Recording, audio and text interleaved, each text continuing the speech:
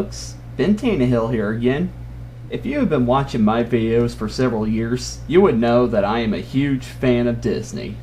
And I am a huge fan of the animated movies that Disney produces. Ever since I was young, I was entertained by these movies, but now as an adult, there's so much more to appreciate. There's a lot of artistry that goes into making these films that impress and inspire me.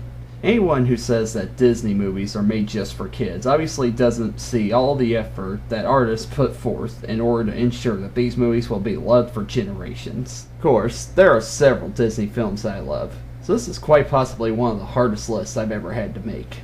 However, I've managed to pick 12 animated Disney movies that sum up what I expect when it comes to Disney. Now, you all know that Pinocchio is not only my favorite Disney movie, but one of my favorite movies of all time. So, instead of saying what I've already said about that movie, for this video, I'm going to list the 12 other favorite Disney movies of mine. So, without any further ado, here are my 12 favorite Disney movies, excluding Pinocchio.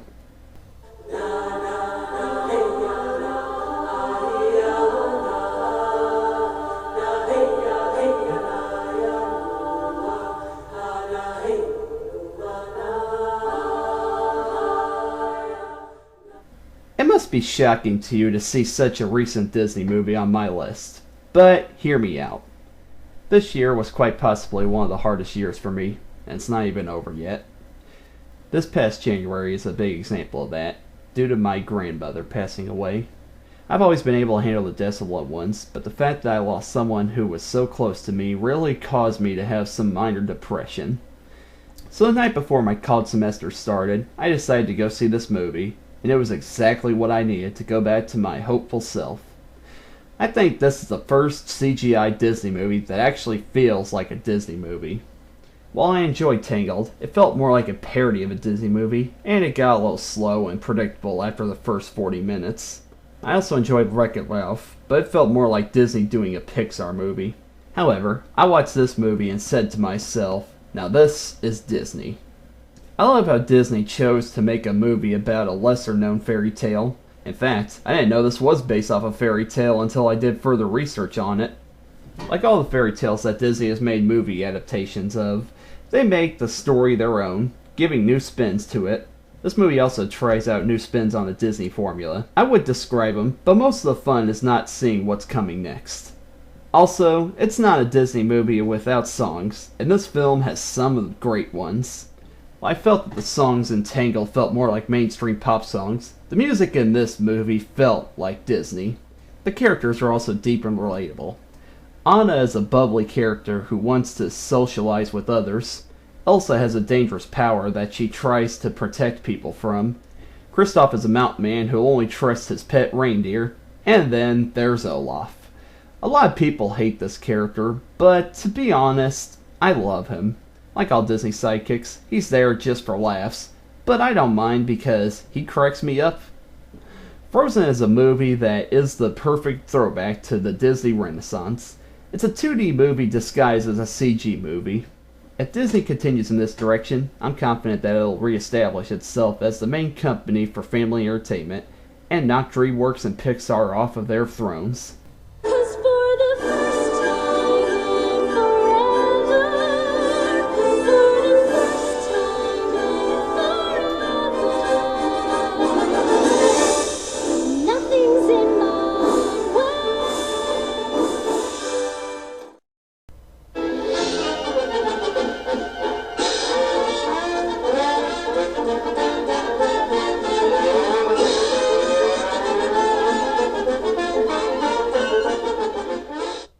This feels like the Disney movie that speaks most closely to me.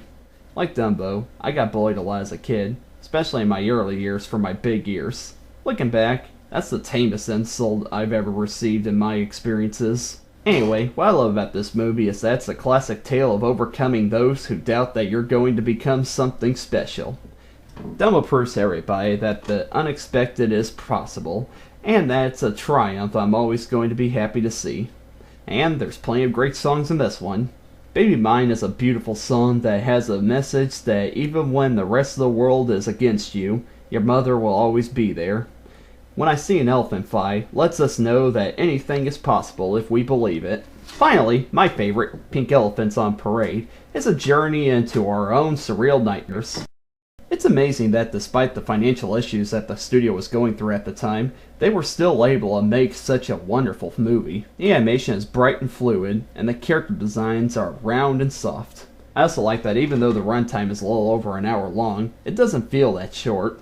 It's able to accomplish everything it wishes to in its runtime. Overall, Dumbo is a soaring adventure that I always love going on.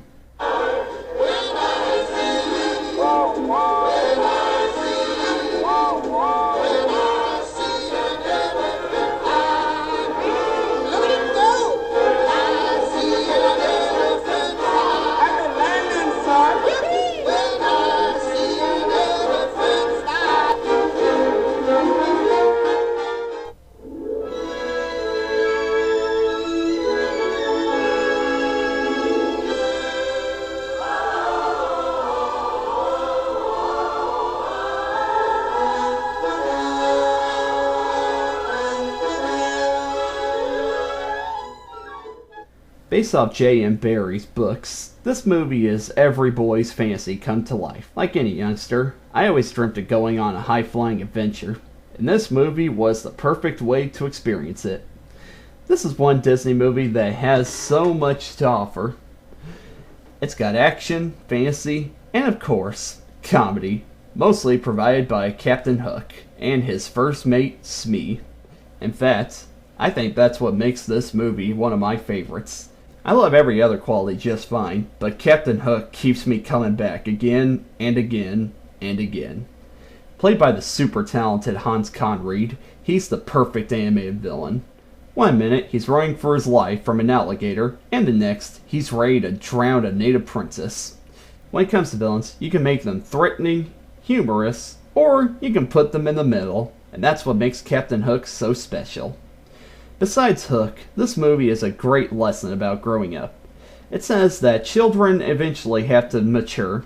However, just because you grow up doesn't mean that the adventures are over. That's one quality that I love about Disney. Just because I grew old doesn't mean I couldn't keep enjoying Disney movies. It opened tons of new doors for me to experience the magic that the company has to offer. Peter Pan is a movie that allows my inner child to soar into a land of enchantment and adventure.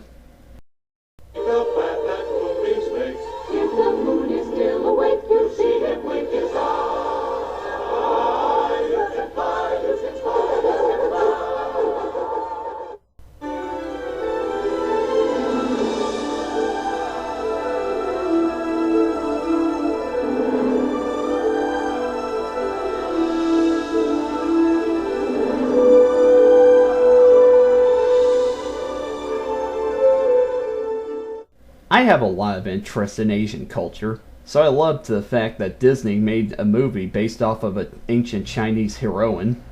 Despite not being based off of well-known source material like Disney is used to, this film still manages to appeal to the masses, while still offering something special for Disney fans and lovers of other cultures to enjoy.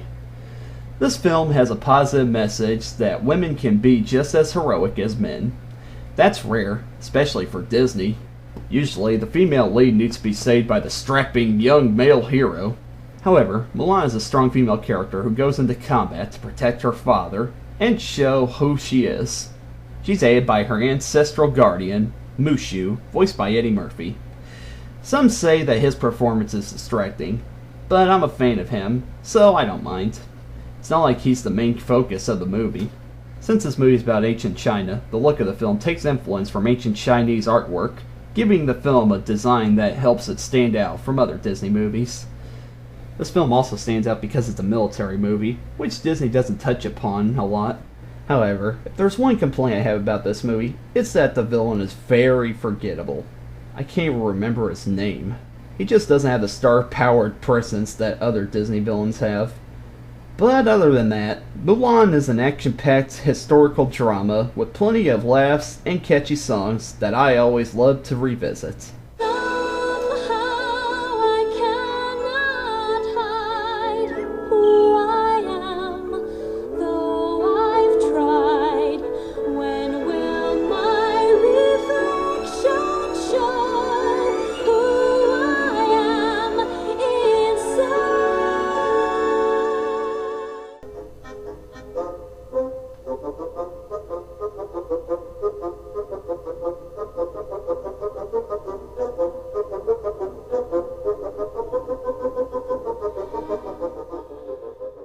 To date, it's Disney's longest running animated movie, clocking in at over 2 hours long. In this film, Disney takes advantage of another interest of mine, classical music. I'm sure I'm not the only one who listens to instrumental music and allows it to create images in my head. Well, the crew at Disney do exactly that, as they bring classical music to visual life. This film puts together a series of segments for each musical piece, and no two segments are exactly alike. Each one is full of the magic and whimsical imagination that only Disney can offer. This was only Disney's third feature, and I can tell just by watching it that this was the movie that Walt Disney most likely wanted to be known for. The amount of effort and artistry that's put into this movie compares to nothing that Disney has done since. The animation perfectly flows with the music, matching almost exactly what I picture in my head while listening to the said music. Don't even think about asking me what my favorite segment is. Practically every segment in this film could be considered my favorite. Finally, what I love most about this movie is just how different it is compared to other Disney movies. This is one film you won't find the general public enjoying. This is a movie that you have to be a huge Disney, animation, or music lover to fully appreciate. Thankfully, I'm all the above. This wasn't a movie that was a part of my childhood, but I'm really happy to be an adult that can admire all the hard work that went into making this movie so magical. I hope everyone involved with the film died happy knowing that they created something truly magnificent.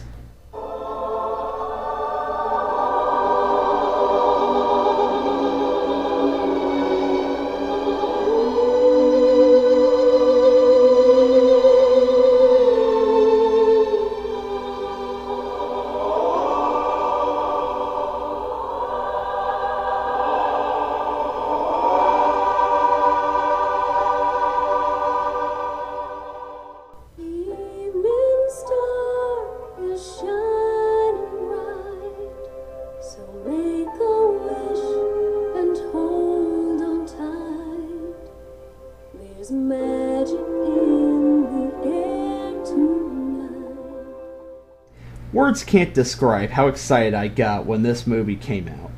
As someone who was very disappointed with the direction that Disney was going in the time period, it was so refreshing to once again see a hand-drawn animated film on the big screen. It was such a nice break from all the CGI films at the time, and I felt like animated films felt more diverse than ever. Where do I even start with this film? It's yet another Disney movie that tries something new. It takes a classic fairy tale and gives it a new spin by putting it in 1920s New Orleans.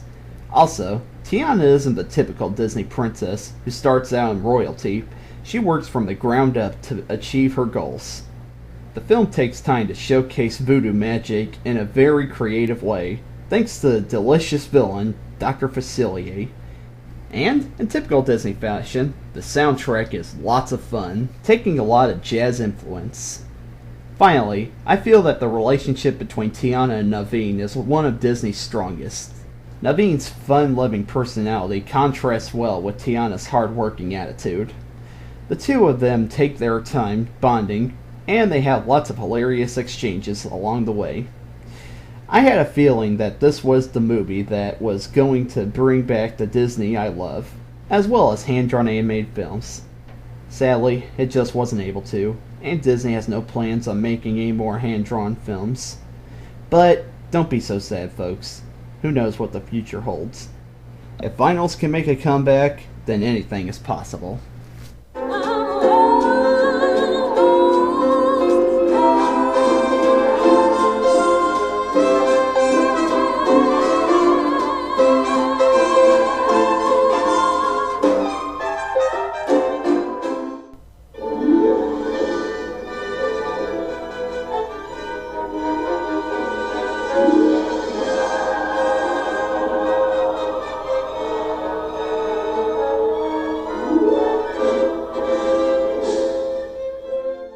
Seems cliche to add this one to a favorite Disney movies list, but I can't help myself. A lot of people feel that this movie is outdated, but I think that it's just as magical now as it was when it was released in 1937. This was the first feature-length Disney movie, so it set the tone for Disney movies to come after it. I just love how this movie is the quintessential fairy tale. It's very colorful and happy, but it also takes risks by including some dark and scary moments. Even for the first Disney film, the music is wonderful. I can't recall how many times Hi Ho has been playing in my head. I'll admit, though, as characters, Snow White and the Prince are pretty bland. However, the dwarves are hilarious, and the Queen is as wicked as any Disney villain who came after her. Finally, there's a reason why this film was successful when it was released, and why I believe that this film is still wonderful today. It's a fantastical movie that can lift spirits up during tough times. The film's theme is if you stay optimistic and stay wholesome, your dreams will eventually come true. It leaves you knowing that happy things come to everybody.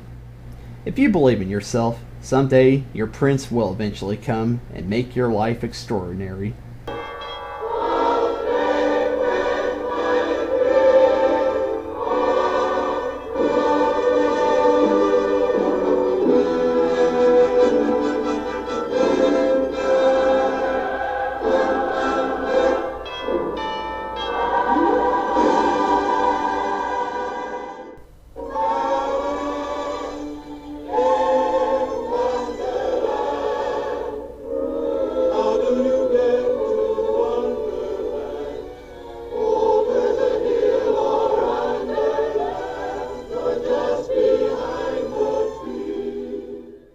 Of all the children's stories that Disney could have adapted, I'm glad that Alice in Wonderland is one that they picked. The story itself is perfect for Disney magic, as it was one of Uncle Walt's favorite books.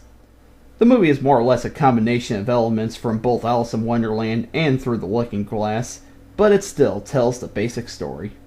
To be honest, the reason I love this movie so much is how surreal and nonsensical it is. I always love stories involving characters going out of their comfort zones and getting stuck in a world full of imagination and wacky creatures. And I can't think of a movie that does that concept better than Alice in Wonderland. The world that Alice walks through gets crazier the longer she stays in it, and I always anticipate what's going to pop up next. I can't get enough of Wonderland, which makes me wish that the scenes that got cut out actually made it into the final film. Oh well, the movie works well enough without them. I also believe that this is Disney's most colorful movie. It displays spectrums of the hue scale that even I can't create with my childish imagination. Finally, Alice in Wonderland is a film that shows that sometimes imagination is so overwhelming that even a child can't handle it. That just shows the true power that imagination has over all of us.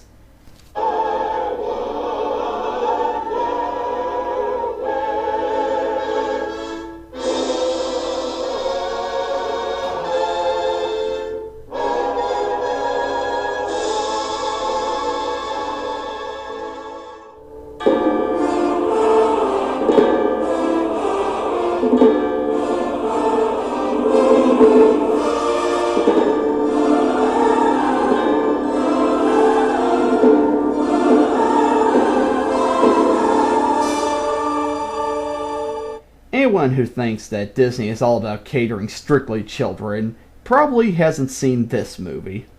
It's based off the classic novel by Victor Hugo. It tries its best to keep all the mature themes from the book while still maintaining a G rating. What I love about this movie is the fact that this is one of Disney's most adult animated movies, if not the most adult. It deals with themes that any other Disney movie didn't want to touch upon. The kind of themes that'll fly right over the heads of young children. It also features one of Disney's best villains, Frollo, a ruthless judge who has a deep prejudice against gypsies and feels that the sinful deeds he's doing are out of his love for God. It also helps that he's voiced by the great Tony Jay, who gives the character a low, gravelly voice that fits the villain well. As always with Disney movies, the soundtrack is full of memorable tunes that are hidden gems of Disney's library. I'd also like to add that a choir is used for the music of this movie, giving it a grand scale feel. The backgrounds are also really well designed. I could pause a scene in this movie and stare at the Paris backdrop all day, it's so well detailed. Finally, I just love this movie for taking risks that no other Disney movies would have wanted to take. Disney really had a lot of guts to release this movie, and I wish they would take more risks like this. It's a Disney movie that proves that Disney can entertain more than just children.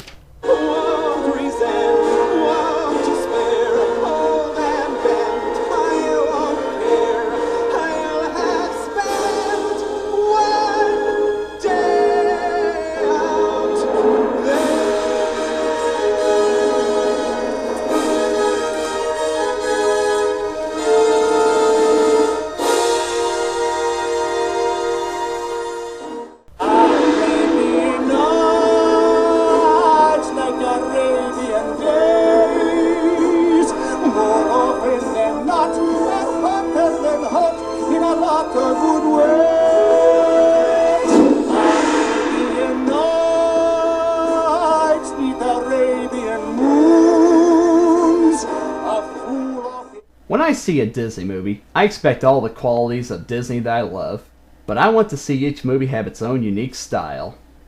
I want each movie to not be a carbon copy of other Disney movies, but instead be its own thing and do something that other movies just don't have the guts to do. And I can't think of any other Disney movie that goes the lengths of this film. This was made during the period of Disney movies called the Disney Renaissance, when Disney was returning to the magic of the classics, and box office attendance to their movies were breaking all-time records. However, it was also a period when each Disney movie that came out was doing something groundbreaking, and this is one of them. This film is a flat-out, no-holds-barred laugh riot. Disney takes a shot of the Warner Brothers formula and completely has fun with it. Being a huge fan of wacky humor, I never get enough of the genie's antics. I can't think of any comedian at the time who would work better for the role than Robin Williams. He himself feels like a live-action cartoon character, so he's able to blend well into the animated universe. While the comedy is the main element that drives me into this movie, there is much more to it that I love. I'm really interested in Arabian culture, so it's great to see Disney adapt a classic story like Aladdin. To further showcase the Middle Eastern influence, the movie makes great use of Islamic designs to set up the world. And, as always, I love the soundtrack. I can't name one song in this movie that I don't like. The songs match the feel of the movie, as a majority of them are fast, sporadic, and they are comedic in tone. It's also worth mentioning that this film has some of the quickest timings that I've ever seen in animation. It rivals Tex Avery's work. Finally, this film showcases some thrilling action scenes that aren't usually seen in Disney movies, adding some fun excitement to it. Overall, this is a magical animated movie that gets funnier every time I watch it.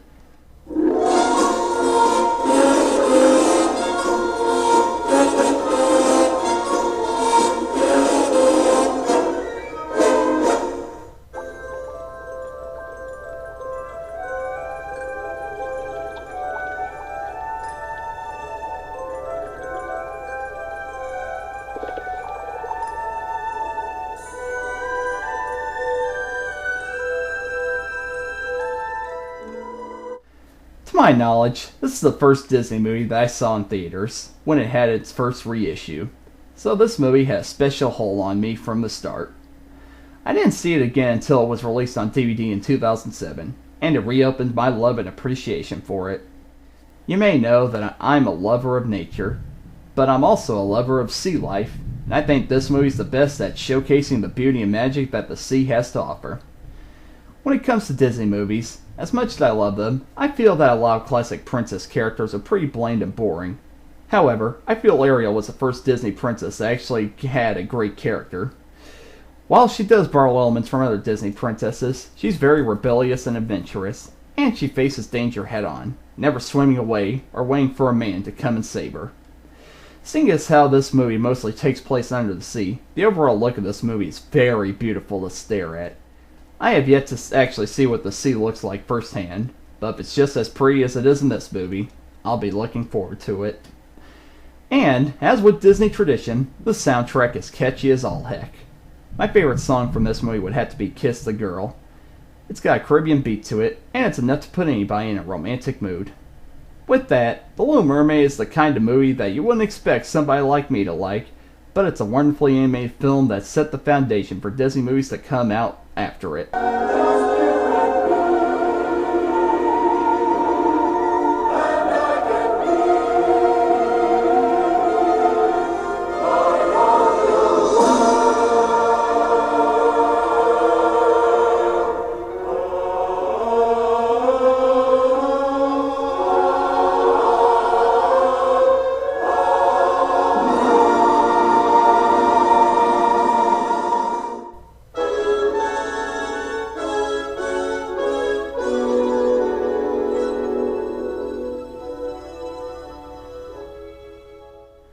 Finally, we move on to one of my favorite childhood movies. Living in Central Illinois, I've seen plenty of deer in my lifetime, so this movie really connects with me. For starters, this movie took 9 years to make, and the effort shows on screen. For example, so much detail was put into the backgrounds of this film. Every time I watch this movie, I have a hard time believing that the backgrounds are actually painted. I actually believe I'm in the woods. Also, the animation is wondrous to look at. They use real animals as reference for this movie, so the characters move exactly like animals. There is no rotoscoping used here. I can't stand the type of movies that are made just to show off how cute animals are. While the animals are cute in this film, they're not forcefully cute. And there's more to this movie than just that. It's the perfect coming-of-age story, showing the progression of a character from childhood all the way to adulthood. While this is one of Disney's shortest movies, enough time is given to show the characters as children and as adults. And while this movie doesn't have many songs in it, Little April Shower is a peaceful little tune that I always look forward to listening to whenever I watch this film. Of course, this movie may look sweet and innocent on the outside, but it is known for some very intense and depressing moments. Those are the kind of moments that have stuck with me since childhood, and have always been a great lesson of storytelling for me. Bambi is a magical film that the animal lover in me can't resist to love, and the animation lover in me can't help to admire.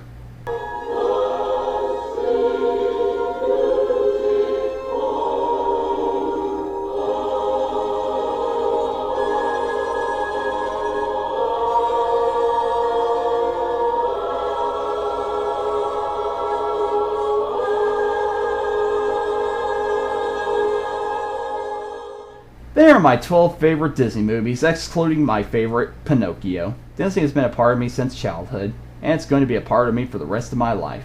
These are the movies that I feel represent the best that the company has to offer, and the biggest example is as to why I love Disney so much. Not every movie is a masterpiece, but the ones that are more than make up for the duds. While Disney has recently announced that they're no longer making hand-drawn films, I'm confident that they'll go back to the medium eventually. As the magic of Disney truly can't be experienced unless human hands go into bringing these characters and movies to life. After all, there is only one Disney.